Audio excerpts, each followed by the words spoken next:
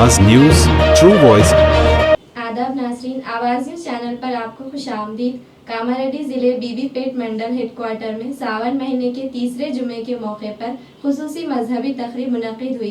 पेनुगोंडा संस्थानम से international Vasavi club की जानिब से लाई गई अम्मावारी की साड़ी, हल्दी, कंगन और 11 अक़साम की मिठाइयों को जुलूस की शक्ल में लाकर श्री नागरेश्वरा देवालयम में कायम श्री माता कन्यका परमेश्वरी मंदिर में पेश किया गया। बाद में रक्स का इनेकाद किया और नाश्ता तकसीम किया गया। इस मौके पर आर्या वैश्य संगम वासवी क्लब के अराकीन और खवातीन शरीक हुए। जय वासवी, जय वासवी, जय